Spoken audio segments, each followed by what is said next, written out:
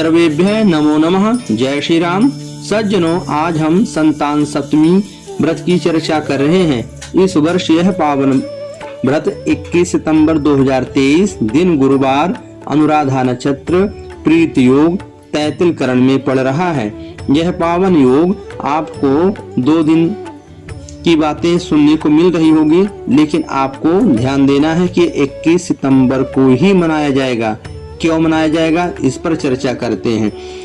जिन ग्रंथों में व्रत निर्णय की बातें कही गई हैं, स्कंद पुराण, अग्नि पुराण, व्रत राज, ये जो है हेमाद्रि है, ये ग्रंथ व्रत का निर्णय देते हैं कि हमें व्रत कब करना चाहिए, किस स्थिति में करना चाहिए।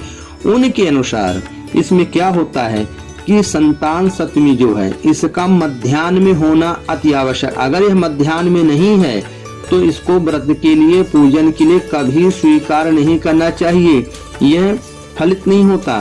तो 21 तारीख को यह मध्याह्न में मिल रही है। मध्याह्न का समय होता है 11 से 2 के बीच में।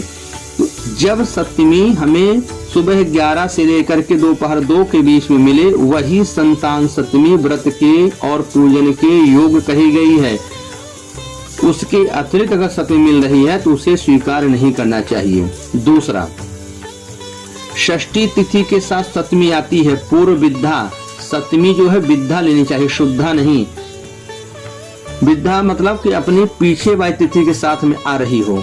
तो षष्ठी तिथि जो होती है, तो ये आपको सबको ज्ञात है कि अपने भारतवर्ष में कई क्षेत्रों में हल षष्ठी का व्रत होता है, यानी छठ का पूजन होता है, छठी देवी का पूजन और छठी का व्रत होता है। ये भी संतान की रक्षा करती है, आयु को देती है और संतान भी प्रदान करती है। तो ये तो महा दुर्लभ योग बन गया कि 2-2 संतान देने वाली तिथियां एक साथ हमें मिल रही है। सौभाग्य की बात है, ये दुर्भाग्य की बात नहीं, परेशानी की बात नहीं है। षष्ठी भी मिल रही है, सप्तमी भी मिल रही है, दोनों तिथियां एक साथ आ रही हैं। ये अति सौभाग्य को बढ़ाने वाली हैं। ये संतान की आयु में और अधिक उन्नति होगी, उनके स्वभाव और स्वास्थ्य की, भाग्य की रक्षा होगी। किसी प्रकार के भ्रम में ना पड़े। तीसरी बात कह रहे हैं कि जो 22 तारीख को कुछ लोग चर्चा करें, उदया में है, सुबह 9:10 पर सप्तमी समाप्त हो जाएगी। और नियम क्या है, मध्याह्न में होना चाहिए, मध्याह्न में है नहीं। दूसरा, अष्टमी तिथि संतान के लिए उपयुक्त नहीं होती है। अष्टमी में श्री कृष्ण का जन्म हुआ है, इसलिए अष्टमी का नाम हो गया, लेकिन अष्टमी सबसे दूषित तिथि हो जाती है, क्योंकि उस दिन कृष्ण का जन्म जरूर हुआ, लेकिन उन्होंने एक पल न तो अपनी माँ का सुख प्राप्त किया, न पिता का सुख प्राप्त किया, न घर में रहे, दूसरी माँ के पास गए, उसके पास भी नहीं रह पाए, मथुरा गए, फिर वहां भी नहीं रह पाए, द्वारिका चले गए।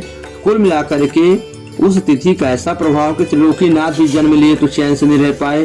तो हम जैसे इंसान जन्म लेकर के या पूजन करके क्या फल प्राप्त करेंगे। ये अष्टमी का अनादर नहीं कर रहा हूँ, केवल आपको समझाने के लिए एक उदाहरण दे रहा हूँ कि सप्तमी अगर अष्टमी के साथ आती है तो व्रत के लिए शुद्ध नहीं होती, ग्राह्य नहीं होती, उसका शुभ फल नहीं मिलता।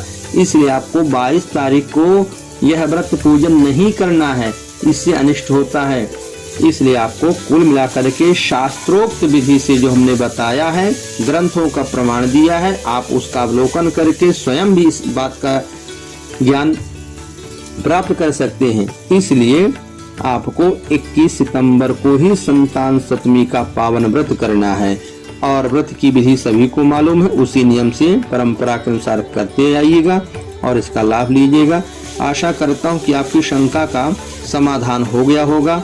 अगले वीडियो में कुछ नई बात लेकर के आएंगे। भगवान आपके घर में सुख शांति और संतान सप्तमी माता सौभाग्य की वृद्धि करें, संतान को अच्छी आयु, अच्छा स्वास्थ्य, विद्या बुद्धि प्रदान करें। जय श्री राम।